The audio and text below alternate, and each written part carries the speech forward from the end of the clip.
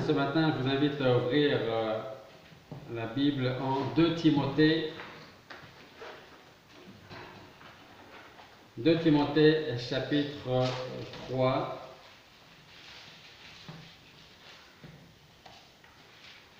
Et nous allons lire ensemble les versets 16 et 17.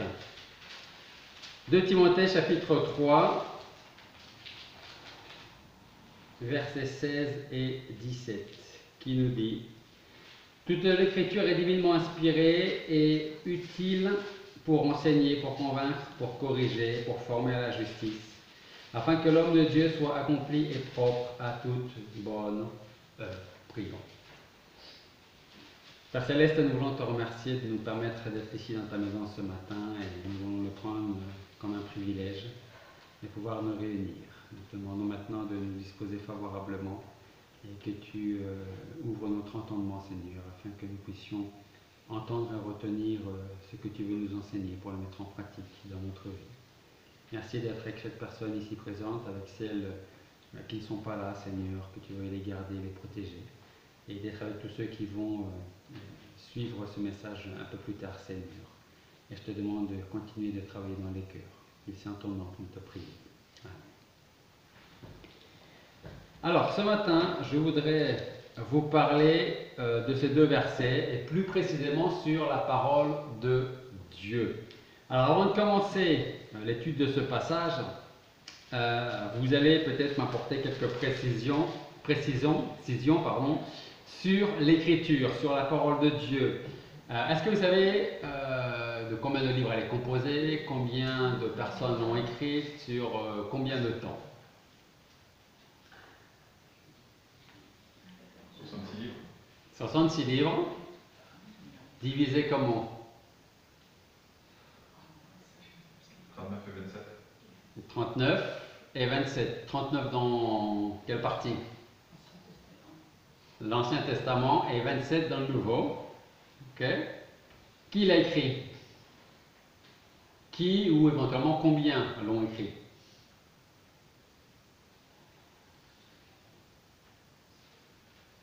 Oh, je suis sûr que vous le savez.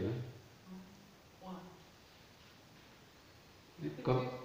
Combien de personnes Dieu a-t-il utilisé, Dieu a-t-il inspiré pour écrire la parole?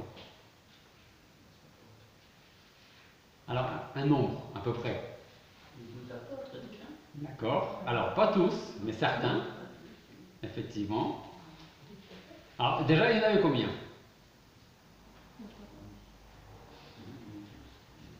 Au total, hein? Du début jusqu'à la fin. 50. 50. Qui dit mieux? Alors, une quarantaine d'auteurs, ok, parmi lesquels on pouvait trouver différents métiers, comme quoi par exemple? Médecin. Il y avait un médecin du nom de Luc, il y avait des pêcheurs,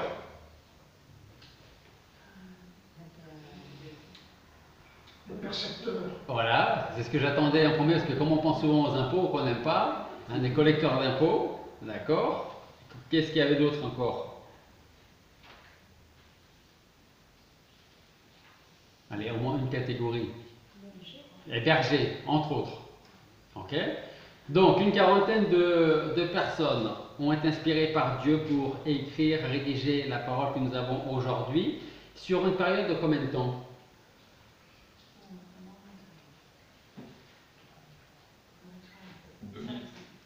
Un peu moins de 2000 ans.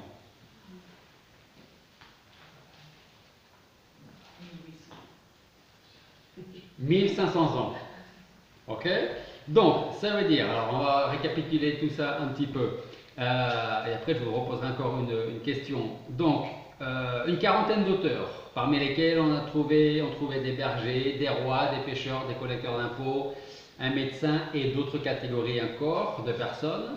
Et sa rédaction s'étala sur à peu près 1500 ans. Elle est donc composée, comme vous le savez, de l'Ancien Testament qui commence avec le livre de Genèse. et qui va jusqu'au livre de l'Ancien Testament. Malachie, et le Nouveau Testament qui commence assez simple avec et qui va jusqu'à l'Apocalypse. Ok? Alors, un autre point important à soulever maintenant que vous vous souvenez de ça, c'est la véracité de la parole de Dieu. Okay? Alors, avant de parler de la véracité de la parole de Dieu, Dieu a donc utilisé des personnes, il les a inspirées par le Saint-Esprit pour écrire la parole. Mais il y a quand même un passage dans la parole de Dieu qui n'a pas été inspiré par Dieu. Attention, c'est un piège. Il y a un passage dans la parole de Dieu qui n'a pas été inspiré par Dieu. Lequel?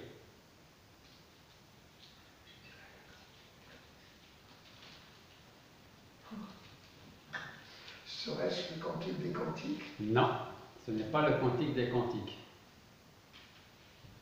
J'aurais su, je ne serais pas venu, vous êtes en train de vous dire. Il y a un passage dans la parole de Dieu qui n'a pas été inspiré par Dieu, je joue sur les mots, hein, mais que l'on retrouve dans la parole de Dieu.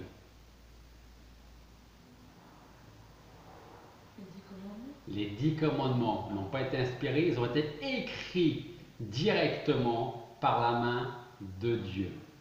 Okay? Et ensuite, Moïse les a récupérés pour les mettre dans la parole de Dieu. Donc c'est le seul passage qui n'a pas été inspiré, mais directement écrit de Dieu. Alors il y a ce petit piège parce que peut-être que vous pensiez qu'il y avait un passage dans la Bible qui n'avait aucun rapport ni avec Dieu, ni avec la parole. Si, en fait, c'est les 10 commandements ont été écrits par le doigt de Dieu. Okay?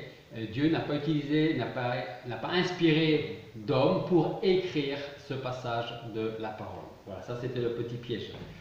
Donc, je reviens sur la véracité de toute l'écriture.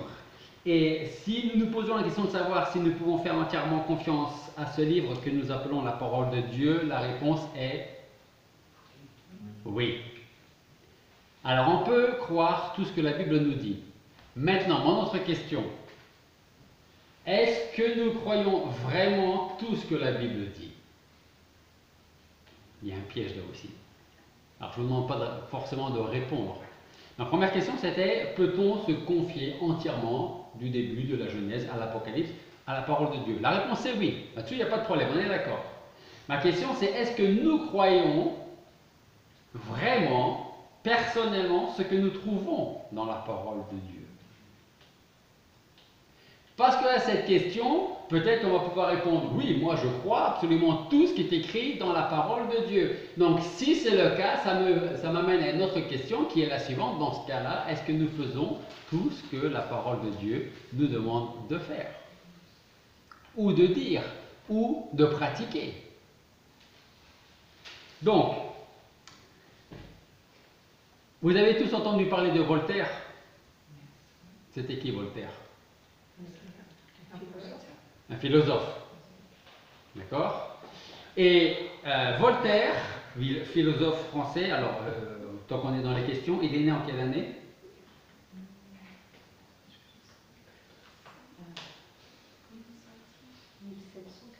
Alors il y a 1500 et 1700. En fait, il est né, et il n'est pas loin des 1700. Il est né en 1694 et il est mort en 1778. Ok. Donc, Voltaire, ce philosophe, a dit à son époque, donc, on va plutôt dire au XVIIIe siècle, il a dit, encore un siècle, et il n'y aura plus de Bible sur la terre. Mais le plus drôle, alors, déjà, ce qu'on peut dire, c'est que Voltaire, je pense, s'est trompé sur sa prémonition. Hein, encore un siècle, et puis il n'y aura plus de Bible sur terre. Mais ce qui est le plus drôle, et c'est là qu'on peut dire que Dieu a de l'humour, c'est que sa maison est devenue le siège social de la maison de la Bible. Hein. Donc, dans un siècle, il n'y aura plus de Bible, et sauf que sa maison est devenue le siège social de la maison de la Bible. Voilà, donc merci Seigneur pour cet humour que tu nous montres à travers la folie des hommes qui nous dit que dans un siècle, il n'y aura plus de Bible, il n'y aura plus d'église, il n'y aura plus de chrétiens, il n'y aura plus de croyance. Donc, on peut se confier en ce livre. Oui, on le peut parce qu'il fut entièrement, presque, puisqu'il y a les 10 commandements, inspiré verbalement par Dieu. Il a été insufflé par le souffle même de Dieu qui est l'auteur divin des livres de la parole que nous tournons dans la main. Et c'est seulement par ce livre et à travers ce livre que l'homme pourra voir son véritable état devant Dieu. C'est par sa parole seule que Dieu nous dit qu'il a fait ce qu'il a fait pour des pécheurs comme nous. Parce que si effectivement il n'y avait pas la parole de Dieu, et que nous allons dire à des proches, tu es pécheur donc tu es condamné, il peut vous croire comme il peut ne pas vous croire. Et donc, en lisant la parole de Dieu, tout homme qui veut bien peut voir qu'effectivement il est pécheur et condamné et que Dieu a donné son Fils sur la croix pour les pécheurs que nous sommes. En fait, Dieu à travers les pages de la parole de Dieu s'identifie tellement étroitement à la parole que lorsque nous la lisons, c'est comme si c'était Dieu lui-même qui nous parlait à l'oreille. Exactement la même chose. Voilà pourquoi nous pouvons dire et nous pouvons lire dans notre passage que toute l'écriture est divinement inspirée et elle est utile pour enseigner, pour convaincre, pour corriger, pour instruire selon la justice de Dieu, afin que l'homme de Dieu soit accompli et parfaitement instruit pour toute bonne œuvre. Ça, c'est notre passage de ce matin. Toute l'écriture est divinement inspirée et utile pour enseigner. Enseigner quoi? Enseigner à l'homme pécheur que Christ est mort pour lui. Enseigner à ceux qui sont en Christ comment vivre leur vie chrétienne pour la gloire de Christ et pour la gloire de Dieu. Rappelez-vous, gardez cette question, une des premières questions que je vous ai posées à l'esprit. Est-ce que nous pouvons nous confier et croire tout ce que la Bible dit? Tout le monde, je pense, a dit ou peut dire oui. L'autre question, c'était, est-ce que personnellement, dans notre vie, nous croyons en la parole de Dieu? Dans le sens où nous allons mettre en pratique tout ce que nous lisons.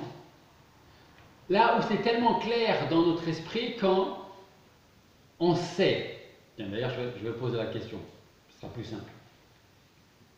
Vous avez tous lu. Vous, c'est ce que j'ai envie de dire, continuez à lire aujourd'hui la parole de Dieu.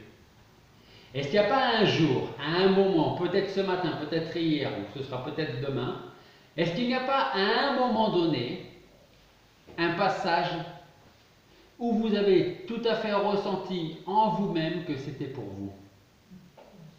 Hein? Donc, si c'était un verset de réconfort, vous allez voir comment l'esprit de l'homme est tordu. Si c'est un réconfort dont on a besoin et qu'on lit par exemple un passage dans les psaumes, par exemple, et qu'on a ce passage qui parle dans notre cœur et qui va nous soulager dans notre peine, dans notre souffrance, ça va nous faire du bien et on va le prendre pour nous.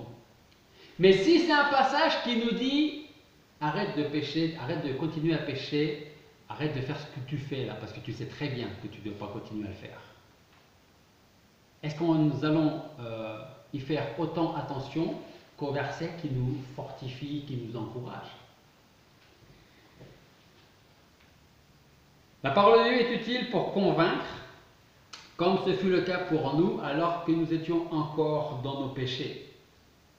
Cette parole vivante nous a convaincus par le Saint-Esprit que nous étions pécheurs et en même temps, elle nous a dévoilé le plan que Dieu avait mis en place de toute éternité pour racheter son peuple.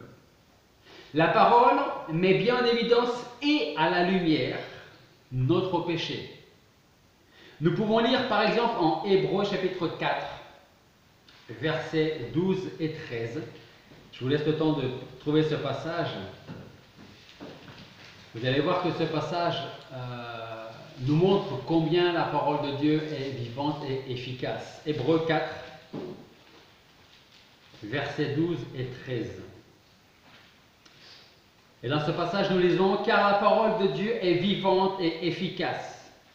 est plus pénétrante que nulle épée à deux tranchants. Elle atteint jusqu'à la division de l'âme, de l'esprit, des jointures et des moelles. Et elle juge des pensées et des intentions du cœur.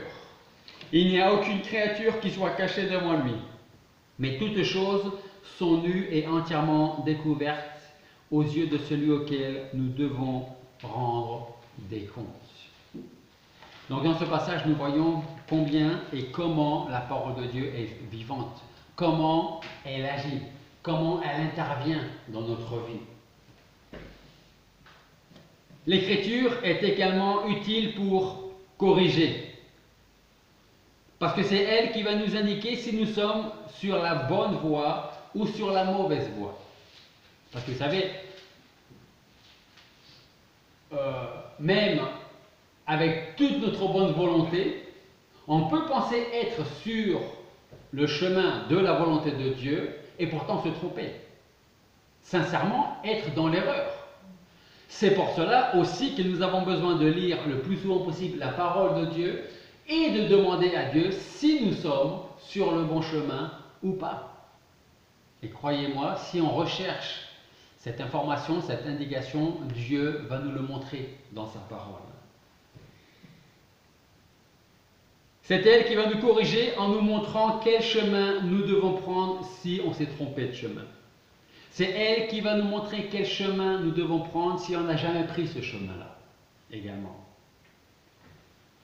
Pour instruire selon la justice. Alors c'est bien sûr la justice de Dieu et non pas la justice de l'homme. L'Écriture, la parole de Dieu, ne se contente pas de blâmer ou d'interdire des choses chez nous. Bien au contraire, c'est encore et toujours elle qui nous offre une éducation, j'ai envie de dire, positive. Et nous indique en même temps quels sont les comportements adaptés à la volonté de Dieu. À travers l'Écriture, tout homme peut et doit voir ce que Dieu attend de lui. On peut et on doit rechercher dans la parole de Dieu pour voir ce que Dieu attend de nous. Alors rappelez-vous, on a parlé il y a quelques semaines de la volonté révélée de Dieu, d'accord, où on sait très bien ce que nous devons faire. Prenez les 10 commandements, par exemple. Vous prenez les enseignements du Seigneur dans les évangiles, ça ne peut pas être plus clair. Faites ceci, faites cela. Okay? Donc ça c'est très clair. Donc, c'est elle qui va nous indiquer si aussi nous faisons bien. Nous sommes dans la volonté de Dieu, mais est-ce que nous faisons bien la volonté de Dieu? Est-ce que nous faisons exactement ce que Dieu attend de nous? Donc, chaque être humain, chaque pécheur, chaque chrétien doit non seulement lire et écouter la parole de Dieu, mais il doit aussi la mettre en pratique dans sa vie. Et je reviens à ma première ou deuxième question. Est-ce que nous prenons pour nous-mêmes ces vérités dans la parole de Dieu? Oui, je peux me confier dans la parole de Dieu. Mais est-ce que sincèrement, en étudiant, en examinant mon cœur, est-ce que vraiment je fais tout ce que la parole de Dieu me demande de faire? Prenez l'exemple de Jésus-Christ. Lorsqu'il est venu ici-bas, Dieu a demandé à ce qu'il soit adoré tout comme on adore le Père. Mais vous savez que beaucoup, à son époque, l'ont rejeté. Mais un jour, tous ceux qui l'auront rejeté devront rendre des comptes à Dieu. Et de plus, personne en ce jour-là, ce jour qui va venir, n'aura d'excuse valable pour défendre sa cause. D'ailleurs, regardez un passage avec moi en Jean, chapitre 15, verset 22. Parce que peut-être que vous avez déjà témoigné à des gens, des proches, des collègues de travail, des amis, et vous leur avez annoncé l'évangile. Okay? Est-ce que ces gens pourront dire un jour, ah ben moi je ne savais pas? Ben, c'est le Seigneur qui répond en Jean chapitre 15, verset 22. Qu'est-ce qu'il dit? Il dit, si je n'étais pas venu, il y a 2000 ans, si je ne leur avais pas parlé alors ils n'auraient pas de péché dans le sens où ils n'auraient pas la connaissance de leur péché. Mais maintenant que je suis venu et que je leur ai parlé, ils n'ont aucune excuse pour leur péché. Ça veut dire quoi? Qu'on soit chrétien ou pas, le jour où on va se retrouver devant Dieu, alors je vais commencer par les chrétiens, on ne pourra pas dire « mais je ne savais pas ». Parce que si on dit « je ne savais pas », c'est que ou au lieu d'être là le dimanche matin, on était à la maison, ou on n'a jamais lu la parole de Dieu, et pourtant on dit oui, moi je prends la parole de Dieu. Je ne l'ai jamais lue, mais je pense qu'elle est vraie. Ça veut dire que quand on sera face à face avec le Seigneur, on ne pourra pas dire ben, je ne savais pas. Pour les non-chrétiens, parce que souvent on me dit, quand je témoigne, on me dit oui, mais ceux qui habitent loin là-bas dans la Pampa et qui n'ont jamais entendu parler de Dieu, de Jésus-Christ. Moi je leur dis tout simplement, ça appartient à Dieu, pas à moi. Okay? Par contre, toi à qui je parle, qui n'a même jamais lu la parole de Dieu, à travers ce que j'ai pu te dire, tu sais ce que Dieu a fait pour toi en envoyant Jésus-Christ. Et pourquoi il l'a fait? Parce que tu es pécheur, tu es condamné, tu es coupable. Et si tu ne veux pas l'accepter, si tu veux continuer à le rejeter, alors maintenant, à ton tour, un jour, tu ne pourras pas dire ben, je ne savais pas. Quand on est face à la vérité, ensuite on ne peut pas dire eh bien je ne savais pas. J'en reviens à ceux qui ont rejeté le Seigneur Jésus-Christ eux-mêmes. D'ailleurs, ils sont passés déjà de l'autre côté il y a un peu plus de 2000 ans. Mais même ces gens ne pourront pas dire eh bien on ne savait pas. Si, ils savaient. Et j'ai presque envie de dire qu'ils savaient même plus que nous. Parce que Christ était avec eux.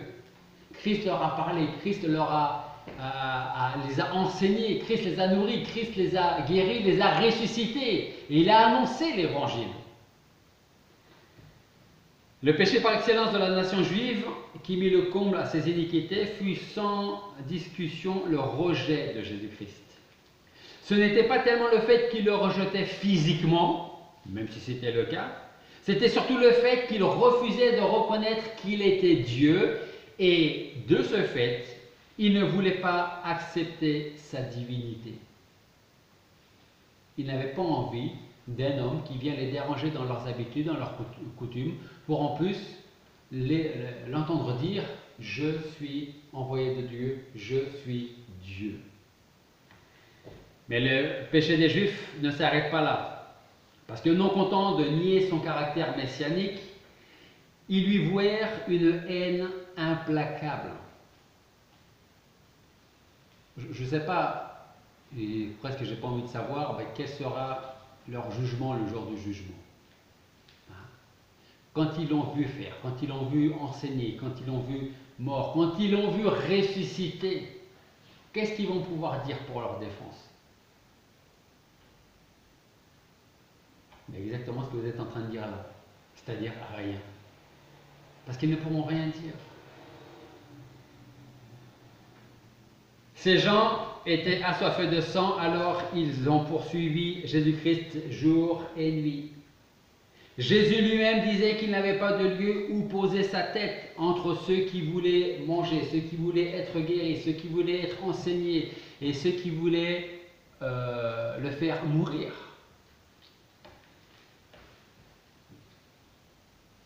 Maintenant, laissez-moi vous dire qu'aujourd'hui, les hommes en général répètent exactement le même péché que les Juifs de l'époque de Jésus-Christ. Les gens autour de nous commettent tous les jours ce que les Juifs ont fait une fois. Vous avez certainement vu autour de vous des gens en grand nombre rejeter le Fils éternel de Dieu, ne serait-ce que lorsqu'ils répondent par la négation quand ils vous disent « non, ça ne m'intéresse pas ». Parce qu'il y a des gens qui vont dire « oui, je crois que Jésus a un jour existé ». Pour eux, ça ne va pas du tout poser de problème. D'ailleurs, ils seront obligés, parce que nous sommes en 2020, par rapport à Jésus-Christ et pas par rapport à quelqu'un d'autre ou à quelque chose d'autre. Il y a des gens qui vous diront « oui, je crois que Jésus a existé », mais ces mêmes personnes vous diront « pour moi, c'était un prophète », d'autres vous diront « c'était un charmeur ou un illuminé, un fou ». Voilà. Ou quelqu'un qui est mort pour ses convictions et c'est terminé. Mais ils ne reconnaissent pas leur divinité, sa divinité. Ils ne reconnaissent pas que c'est le Fils de Dieu, qu'il est mort, et surtout, parce que ça pour être mort, ils pensent qu'il est mort. Mais ils n'acceptent pas le fait qu'il soit ressuscité. Et ça change tout. Donc, ces gens aujourd'hui ne tiennent pas compte de Jésus-Christ.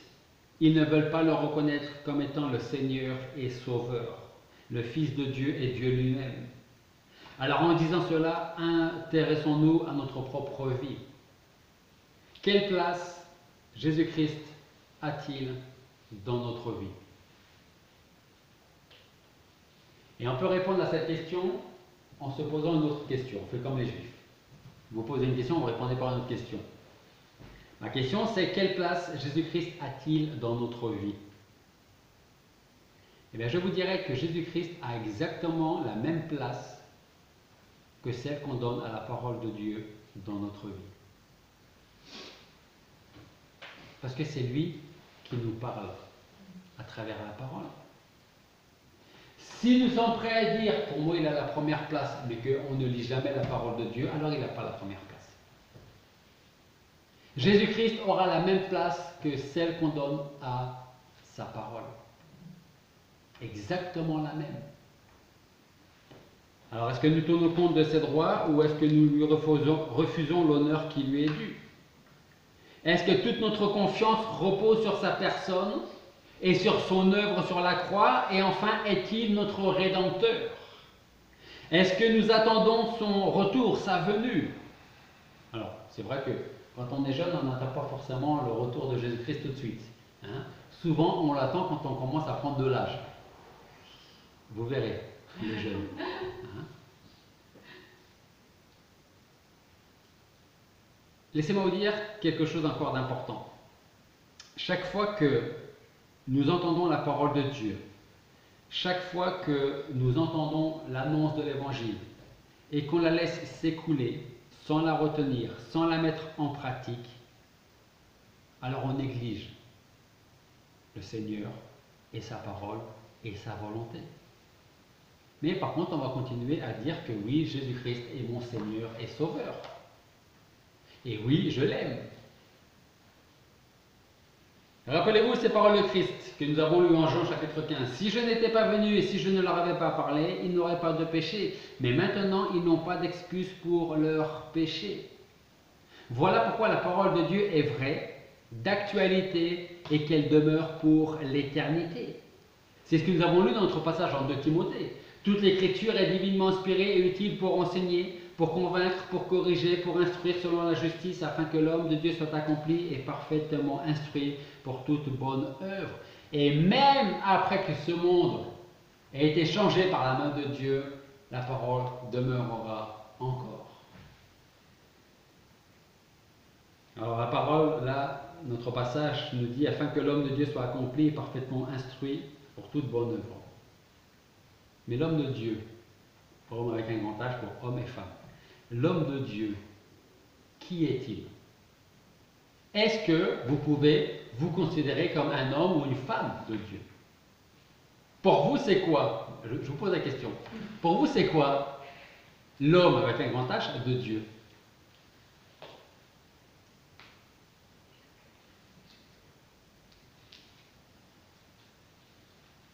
Quelqu'un qui suit l'exemple de Jésus et qui fait ce qu'il faut pour Dieu. C'est lui qui suit l'exemple du Seigneur, ouais, et qui travaille pour Dieu. Qui recherche la volonté de Dieu dans ces animaux qui rentrent. C'est il y a un chat, il y a un chien. Voilà. Exactement. C'est celui qui annonce fidèlement la parole de Dieu et donc forcément, j'ai envie de dire forcément, obligatoirement, qui fait ce qu'il annonce. Hein? Sinon, on est comme les Juifs. Hein? Il faut faire ça. Moi, je ne le fais pas, mais tu ne peux pas comprendre. Toi, par contre, tu dois le faire. Okay? Donc, c'est celui qui annonce fidèlement la parole de Dieu et qui fait ce qu'il dit ou qui demande aux autres. Il faut de plus qu'il soit accompli, c'est-à-dire qu'il soit apte à réaliser tout ce que Dieu attend de lui, tout ce que Dieu attend de nous, de moi. Est-ce que nous sommes prêts aujourd'hui à faire tout ce que Dieu attend de nous? Parfaitement instruit pour toute bonne œuvre. Parfaitement instruit. Instruit par qui? Ou par quoi? Par la parole. Mais si nous ne lisons pas, si nous négligeons la parole de Dieu, comment voulez-vous être instruits pour toute bonne œuvre? Comment pouvons-nous savoir ce qui est bien ou pas si on ne lit pas et si on ne met pas en pratique la parole de Dieu? Maintenant, si vous croyez vraiment que la parole de Dieu est divinement inspirée, en tout cas c'est ce que vous m'avez dit tout au début, et je pense que vous êtes sincère, si vous croyez qu'elle est vraie, si vous avez commencé à croire en Dieu et en son Fils Jésus-Christ, alors allons jusqu'au bout. Que notre foi soit la chose la plus réelle et la plus concrète de toute notre vie. Ne marchons pas en disant je vais essayer puis on verra bien si ça marche ou si ça ne marche pas. Non. Ne croyez pas simplement d'une manière sentimentale. Ou ne croyez pas que le dimanche, parce que parfois on ne peut croire que le dimanche et puis dans le reste de la semaine on a oublié ce qu'on a cru le dimanche. Au contraire, croyez en Dieu et croyez en Jésus-Christ qui est le seul à pouvoir nous assurer le pardon de nos péchés et de nous conduire dans sa volonté. Croyez en lui pour tout et pour toujours. Croyez en lui pour cette vie ici-bas et celle qu'il nous prépare au ciel si nous sommes venus à lui tels que nous sommes, sans lui apporter nos mérites, nos valeurs ou nos sentiments. Ce que Christ veut de nous, ce que Christ veut du pécheur, c'est un cœur repentant et brisé à cause de nos péchés. Regardez-moi, ne vous occupez pas du chat, non? C'est pas grave, ne vous occupez pas de bruit. C'est qu'on doit être bien dans la maison de Dieu. Hein? Ma femme, elle pense qu'elle espère en tout cas qu'il y aura des chats au ciel, parce qu'elle veut s'en occuper. Voilà. Il y en a un déjà là. Hein? Mais voilà. Donc je reprends où j'en étais. Si nous croyons ce matin que le Seigneur Jésus-Christ et Sauveur Jésus-Christ est capable de soutenir tout l'univers dans sa main, alors croyons aussi qu'il est capable de soutenir notre vie et notre foi. Nos plus grandes difficultés ne sont pas compliquées, ne sont pas difficiles pour la puissance de notre Seigneur Jésus-Christ. Et croyez-moi que sa profonde sagesse ne rencontrera aucun problème face à nos questions sans réponse. Et je vous le dis tout de suite, il y aura des questions, vous avez probablement des questions aujourd'hui, et je vous le dis tout de suite, vous n'aurez les réponses qu'au ciel. Hein? Parce que c'est des choses qui appartiennent à Dieu.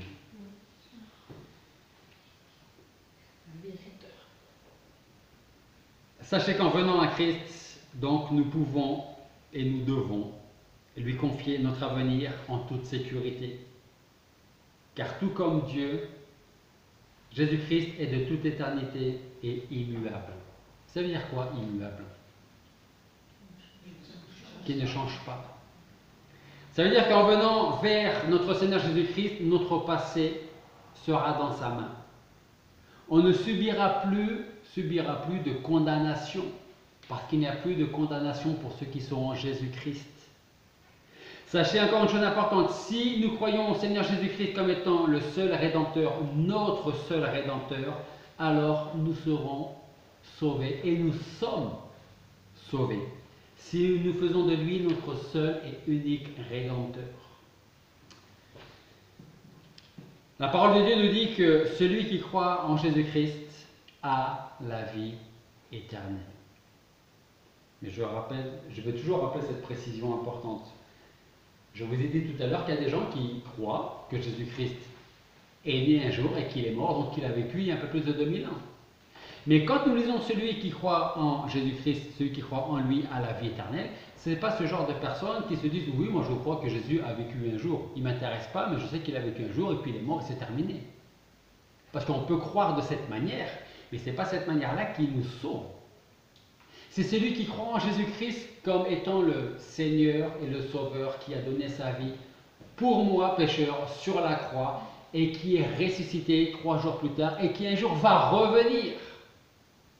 Et si on croit comme ça, et seulement comme ça, et je précise bien et je souligne en gras, seulement comme ça qu'on peut être sauvé. Parce qu'on peut croire en Jésus-Christ et croire aussi que nous devons faire de bonnes œuvres, de bonnes actions pour être sauvés. Donc nous devons croire en Jésus-Christ seul. Acte 4.12, il n'y a sous le ciel aucun autre nom qui vous a été donné par lequel nous puissions être sauvés. Jésus-Christ. Seul Jésus-Christ, sans nos œuvres, sans nos mérites, sans le fait que nous sommes nés dans un pays chrétien, en principe chrétien, ou dans une famille chrétienne. C'est Jésus-Christ seul par son œuvre, par sa mort et sa résurrection qui nous sauve. Une autre question, et je termine avec ça. Est-ce que vous savez pourquoi la parole de Dieu ne sera jamais réduite au silence? Parce qu'il y en a qui ont essayé.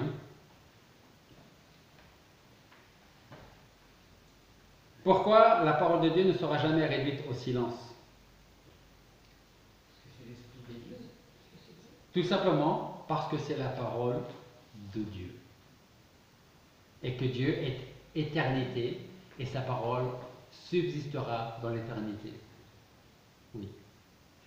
Oui, j'ai à cœur depuis quelques minutes le je suis. Pour les Hébreux, la parole, je crois que c'est dabar. Dabar, D-A-B-A-R. Et c'est le verbe. On retrouve ça dans le catholicisme, dans le protestantisme aussi. Les traductions de parole de Dieu, c'est le verbe de Dieu. Le verbe. Or, le verbe de Dieu et la parole, c'est la parole de Dieu, c'est l'écriture aussi. Donc, on rejoint par cette signification de verbe créateur, éternel, qui n'a ni commencement ni fin et qui est Dieu, et qui est le Christ, bien entendu, eh bien, on est dans le Verbe. Et le Verbe, il est vivant dans la parole de Dieu. Exactement. Éternellement. C'est pour ça que le Seigneur, et je dis bien le Seigneur, dit à Moïse, tu diras, je suis, a dit. Tu diras que mon nom est je suis. Pas j'étais, pas je serai, je suis. Et ce je suis de l'époque de Moïse est le même je suis aujourd'hui. Parce que Dieu ne change pas, Dieu est éternel. Donc si la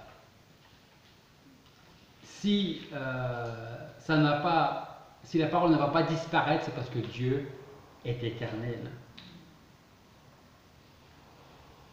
Regardez par exemple aussi, où je vais vous lire les passages.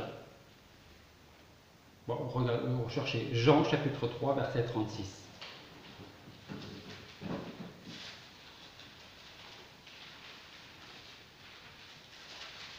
Nous allons voir que en venant à Dieu par Jésus-Christ, nous recevons une nouvelle naissance qui ne pourra jamais s'éteindre.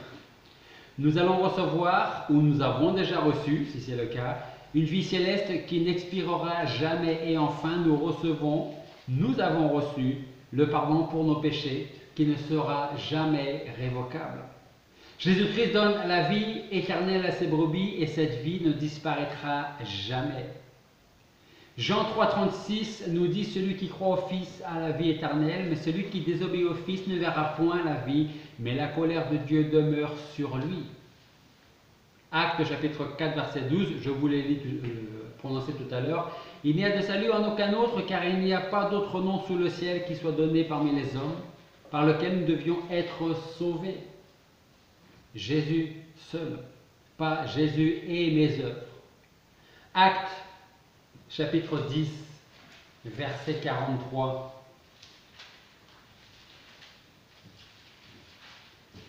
Actes chapitre 10, verset 43. Nous lisons, tous les prophètes lui rendent témoignage que quiconque croira en lui recevra la rémission de ses péchés par son nom. Et puis un autre passage que vous connaissez bien en Matthieu chapitre 1 verset 21, nous lisons: un enfant aura un fils, tu lui donneras le nom de Jésus, car c'est lui qui sauvera son peuple de leurs péchés. Donc je reviens aussi à cette idée à cette vérité, que la parole de Dieu demeure éternellement. En 2 Timothée chapitre 2 versets 8 et 9, nous lisons: souviens-toi que Jésus-Christ, qui est la semence de David, est ressuscité des morts, selon mon évangile, pour lesquels je souffre beaucoup de maux jusqu'à être mis dans les chaînes, comme un malfaiteur. Mais cependant, la parole de Dieu n'est point liée. Qu'est-ce que Paul disait là? Il est en train d'affirmer quelque chose avec force. Il dit: la parole de Dieu n'est pas liée. Moi, on peut me mettre en prison, on peut me lier de chaînes, mais la parole de Dieu ne restera pas avec moi liée dans les chaînes. On ne peut pas lier la parole de Dieu. Alors si aujourd'hui on peut enfermer les prédicateurs de la parole comme on a pu le faire pour les apôtres, les disciples, comme on peut le faire aujourd'hui dans certains pays, on peut les faire taire d'une manière ou d'une autre, on ne pourra jamais faire la même chose avec la parole de Dieu, parce qu'elle est la parole de Dieu, et on n'enferme pas Dieu. On n'enferme pas Dieu. Rien ne fera obstacle à la réalisation des desseins de Dieu, ni l'endurcissement des pécheurs, parce que la grâce est toute puissante, ni l'absence de moyens d'expression, car le Saint-Esprit peut atteindre une conscience sans avoir recours aux moyens ordinaires comme même la moquerie. Par définition, j'ai envie de dire que la parole de Dieu est libre et sans entrave. Elle peut créer dans les cœurs un changement. Parce que vous savez, si aujourd'hui il y a des gens qui rejettent la parole de Dieu, s'il y a des gens qui peuvent déchirer, brûler la parole de Dieu, parmi ces mêmes personnes, il se peut qu'un jour, cette même parole dont ils ont voulu s'en débarrasser transforme leur cœur. Ça me fait penser à ce film qu'on a vu, Jésus l'enquête. Vous vous souvenez de ce film? Où ce mari, en étudiant, entre autres, la parole, veut trouver la faille, veut trouver ce qui va, en fait, démonter toute la parole de Dieu. Sauf que c'est lui qui a été complètement démonté par la parole de Dieu. Alors à nous maintenant de prendre de cette parole qui est vivante, efficace et vraie, et de l'apporter à ceux qui en ont tellement besoin autour de nous. Et enfin, pour terminer, je voudrais que l'on mette vraiment en pratique ce que Jacques nous dit dans son épître, en Jacques chapitre 1, verset 22, et puis vous connaissez bien ce passage qui nous dit: mettez en pratique la parole, entre parenthèses, j'ai envie de rajouter, parce que nous croyons qu'elle est vraie et qu'on peut s'y fier. Et ne vous bornez pas à l'écouter simplement une fois que vous êtes rentré à la maison, on a déjà oublié ce que nous avons entendu, en vous trompant vous-même par de faux raisonnements. Nous croyons la parole de Dieu, alors écoutons-la, méditons-la et mettons-la en pratique jour après jour. Prions. Père Céleste, nous voulons te remercier parce que aujourd'hui encore, tu nous montres combien ta parole est vivante, efficace, qu'elle nous reprend, qu'elle nous conduit, qu'elle nous dirige. Et c'est aussi par elle que nous pouvons comprendre, réaliser que nous sommes perdus, que nous sommes pécheurs, et que c'est toi qui as envoyé ton Fils Jésus-Christ sur la terre il y a plus de 2000 ans, pour qu'il donne sa vie sur la croix pour nous, alors que nous ne le méritions pas et nous ne le méritons toujours pas aujourd'hui, Seigneur. Alors nous voulons te remercier parce que ta parole est vraie. Aide-nous maintenant à la mettre en pratique dans notre vie, à la retenir, afin que nous puissions te glorifier de cette manière et que tous puissent voir comment tu agis dans nos vies. Seigneur, merci de nous avoir ouvert les yeux sur ta parole. Merci de nous l'avoir donnée. Et Seigneur, je veux te prier pour tous ceux qui nous sont proches, qu'ils puissent un jour prier de la même manière. Alors fais de nous de fidèles serviteurs. Et c'est en ton nom que nous te prions.